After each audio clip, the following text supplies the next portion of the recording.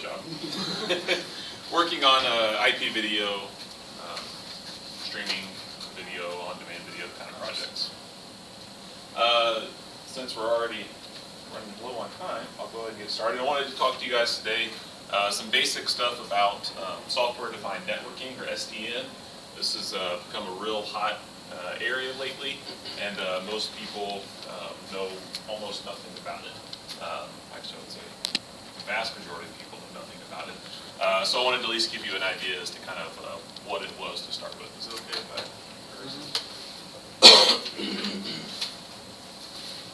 Not that part.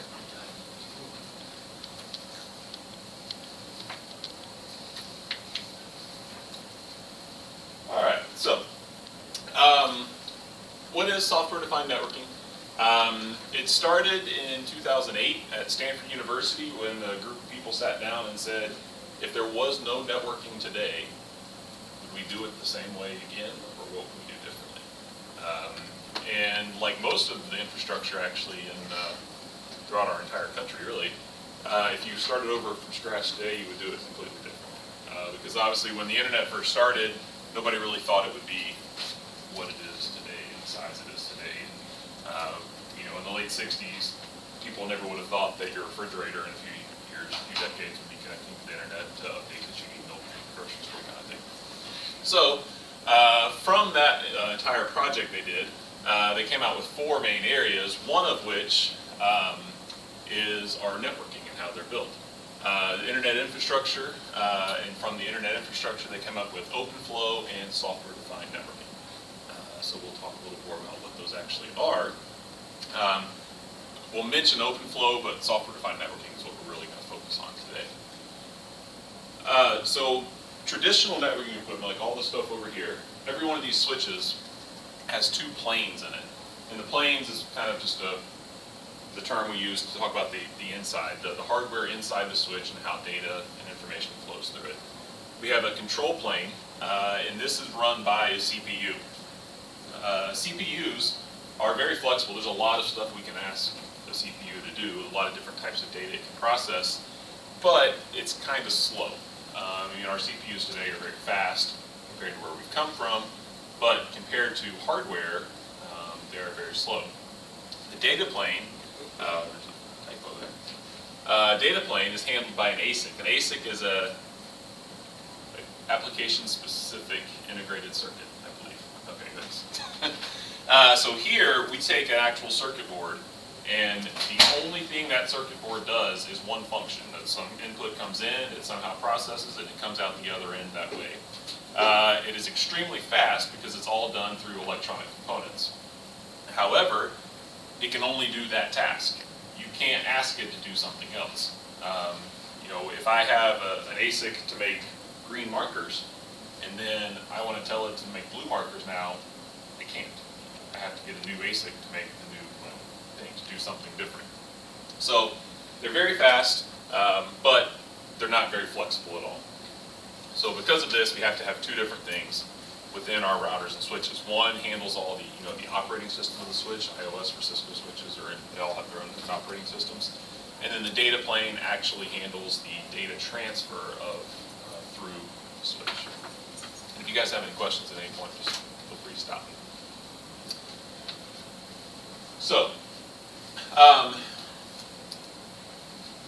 what they said we could do if we decided to do this differently is separate it out. We can take, so today we have a switch, and we have data planes and the control plane. And this has worked great for the last 40 years or so. But they said, well, what if we took and broke this into 2 devices? Let's put our control plane on one, and then our data plane on a second. Initially, it doesn't provide much benefit.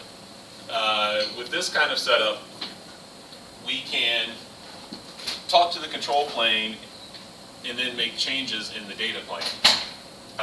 there's very minor configuration we can do, like set VLANs for ports or anything. But in this device, this is where we're going to have all of our ports on the network.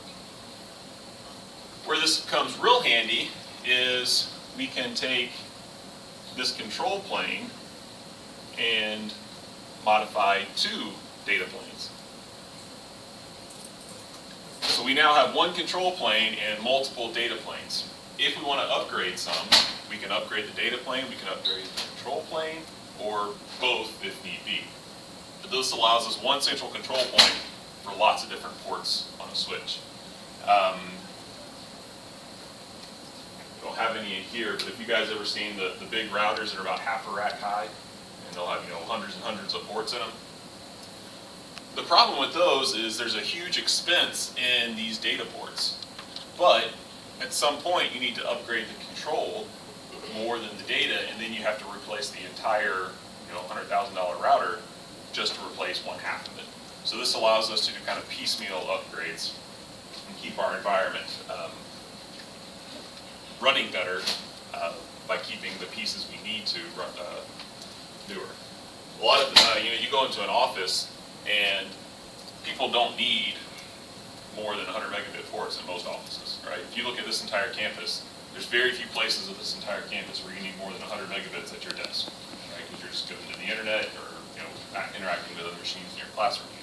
So on campus here, they could leave all of these in place and just upgrade the control plane every few years. And maybe upgrade this every 5 years and then upgrade these every 10 years or so. And it would allow for much cheaper costs in hardware.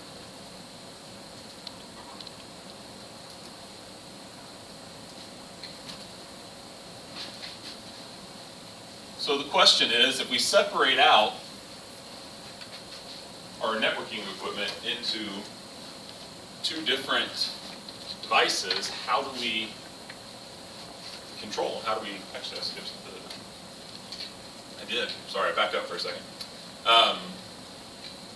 With this control plane, our software now can talk to the control plane, and software can request changes on our data plane. So now we can have an application that says, hey, control plane, we actually need to change something here. One of the examples that can be is used often is here. Sorry, this is the first time I've done these slides live, so I'm all lost. Application can say, hey, switch, I've got a tremendous amount of data that I need to send, and it's ultra critical that it gets there right now. Is our upload link overutilized right now, or is it an okay time to send it? Then the switch can actually respond back and say, well, you know what, we're overutilized on this link, but there's another path you can take, and then the application can decide if that's an okay path to take. Generally, this would all be handled by our routers. The application has no view of anything. You just kind of drop it on the network, and you assume it's going to get to where it goes. But with SDN, our applications can take part in that decision-making now. The way this is accomplished is all of the SDN devices have an API. API is an application programming interface. This is a common set of protocols or methods for interacting with the hardware. These are all documented, and each vendor has their own. And there's also an open source one that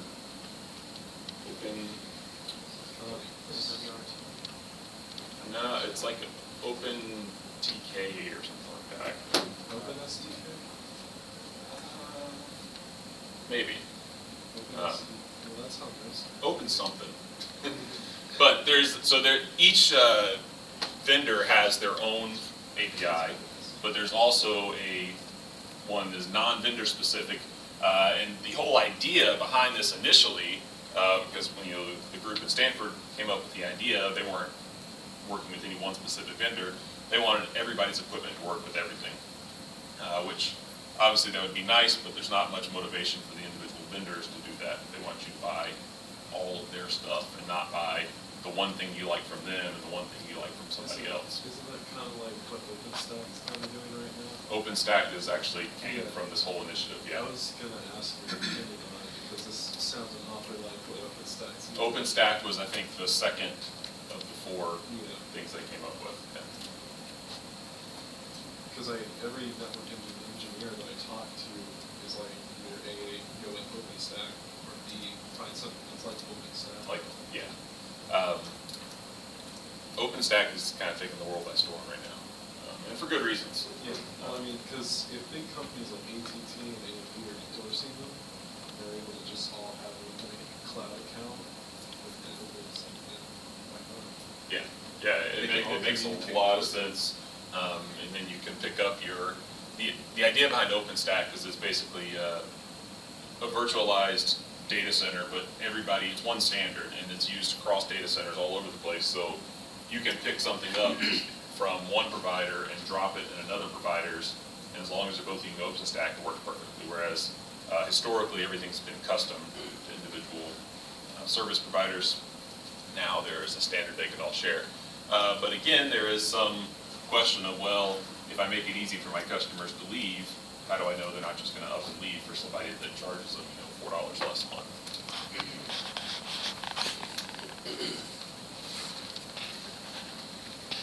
Okay, so these applications I mentioned, they can talk to SDN, like it's part of the whole thing, but how does that actually happen? So we have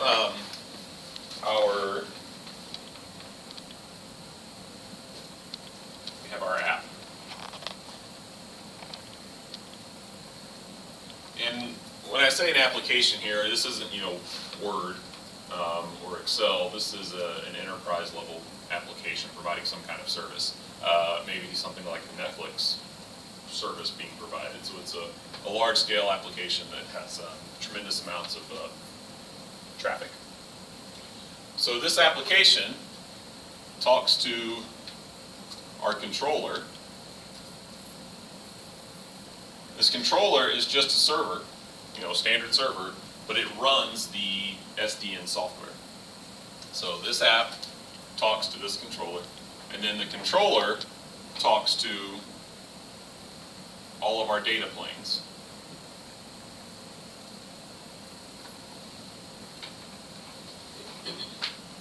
And what you find in a large network, or what people are trying to work towards, is one controller for the entire corporate infrastructure.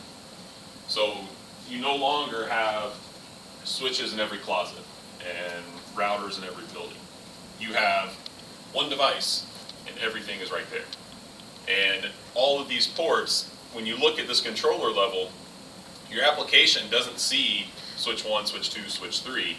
It sees one switch with 96 ports. It's just one big switch. What this allows us to do is simplify the management of all these. Right now, even here probably, if you want to go and work on a switch somewhere else, you have to log into them remotely from your desk. You can telnet into this device, or SSH hopefully, into this device, change a setting. And let's say, there's been there's a virus going around campus, and it's trying to propagate, and they need to go through and filter it out at every classroom switch so it doesn't kill the entire network.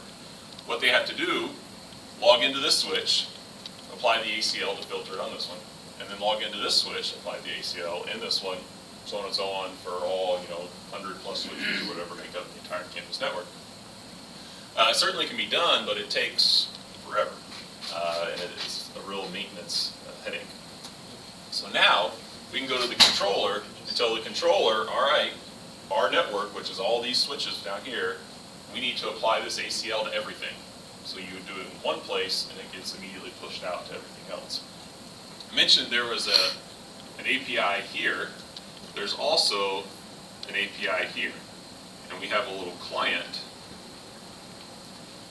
that runs on the actual data plane devices. Just to be clear, the API from the controller to data and the app to the controller are the same as APIs, correct? No, they're different actually.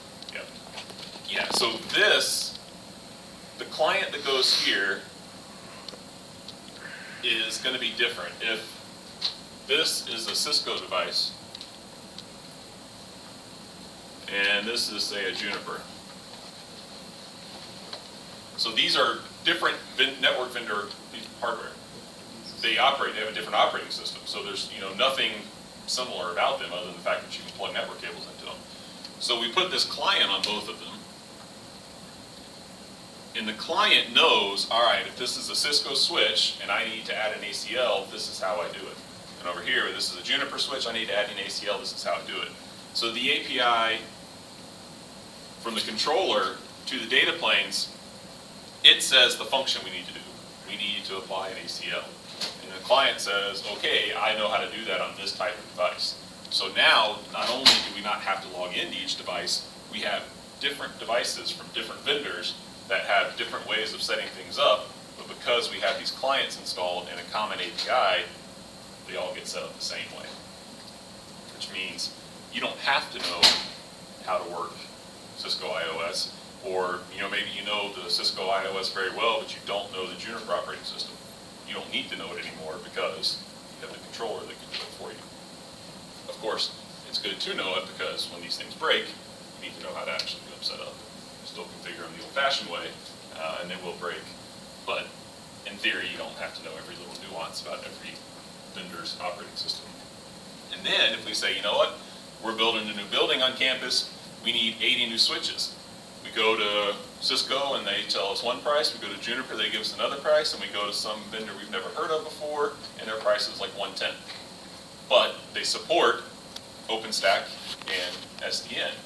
So that means we don't really care much about them because they'll still drop into our environment and work.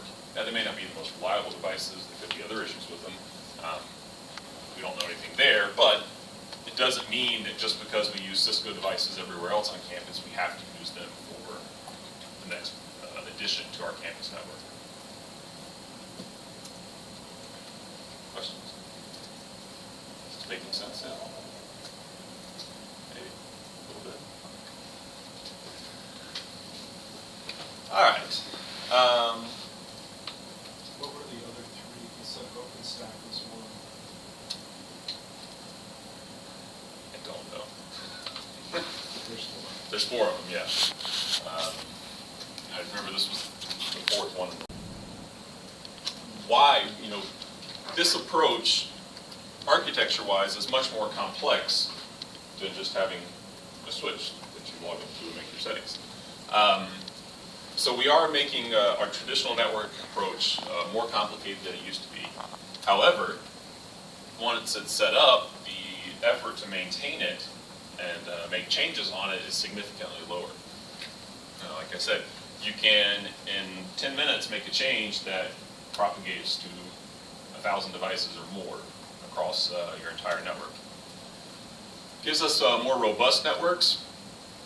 With this control plane, redraw it here real quick. With our control plane and our multiple data planes, we can see the control can look at a data plane and say, hey, there's an issue over here. We need to mitigate this. And the control plane can make changes dynamically to say, well, normally we would send traffic if we want to get down to this database down here. And say normally traffic would come in here, go to the database. But you know what? We need to take an extra hop, go around this guy and go to the database because this switch is overloaded. And we could have, unreliable connections to our database. So we get more robust networks because we can add some logic into it to try to route around problems automatically. Again, this should happen in networking as it is, but what happens in smaller networks, once you get onto a campus, you're not actually routing everything. You end up with a lot of switches that just pass the traffic along. So you don't get the routing protocols to help find those oversaturated links. Improved performance. When we have issues and we can route around them, maybe this is something that happens once a week where this switch just becomes overloaded because it's pushing all of the campus backups offsite. Well, traditionally the way we take care of that is we replace this with a bigger, more expensive device that's faster. These devices are expensive enough as it is, so if we can work around problems, we don't have to replace this device because we have another solution to get around it. also, by being able to update either the control plane or our data planes only as needed, we're never upgrading anything we don't have to. You know, it's kind of like taking your laptop or desktop and saying, I really need more RAM. Do you replace it, or do you just put more RAM in? Well, often you can just add more RAM, which would be like replacing just your control planes. But eventually you do end up having to replace the whole thing, but it makes it last twice as long, probably, just by being able to upgrade bits and pieces of it.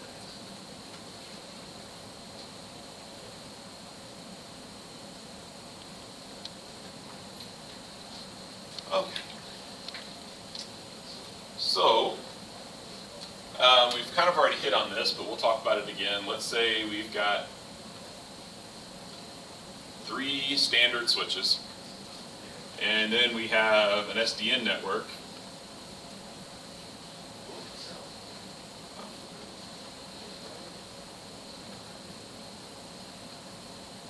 With those same 3 switches.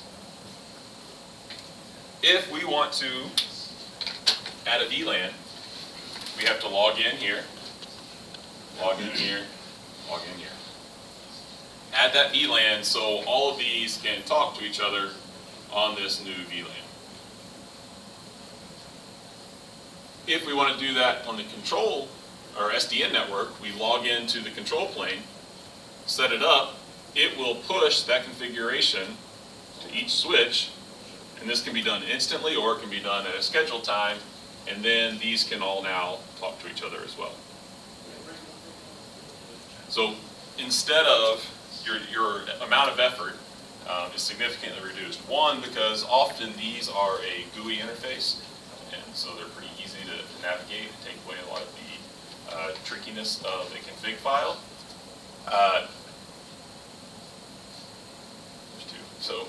So it's a GUI interface which can be faster, it's less prone to errors, and then when we push that config out, it automatically updates each of these all at once. Another way that's reason these almost have to be GUIs because these can all be different vendor devices, we don't have one config file that's going to work. We'd have to have a different config file for every vendor. So by using SDN, we can completely forget about the config files, and we just tell this, I want a VLAN, VLAN 12 to be on all of these switches on port 47. And then we set that up in the GUI, we hit apply, tell it when we want to make that change, and then it goes and makes the change. On the way out to the data lanes, are the APIs still on those, the routing and going into the database? Yes. Yep. Another advantage here, so, with only a handful of devices, the amount of time saved may not be that significant. But when you're talking hundreds or thousands of devices, like many corporate networks, you take what would be a project for an entire team, it may take them a month to do, can now be done in one change window in one night. So the management piece of it and the planning and everything that has to go around corporate IT changes is significantly better with SDN. One other ability that it allows you to do, a lot of our newer our data planes are not necessarily just for Ethernet. We can take one large control plane, put it in a rack, a rack of servers, and we've got all kinds of ports on it, right? Well, when we first install this, these may all be Ethernet ports, but then we have a SAN somewhere else, so a storage area network, and we need FOE or fiber over Ethernet, fiber channel over Ethernet. What we can do is we can actually change and say, you know what, instead of having 4 data ports or 4 Ethernet ports, we now need 2 Ethernet ports and 2 SAN ports. So the type of traffic that now flows over these, instead of being Ethernet, if you wanted to do that, you would have to get an entire other switch that just did your SAN traffic. So now we can take 2 switches, condense them into one, and just configure each port for whatever we want to do.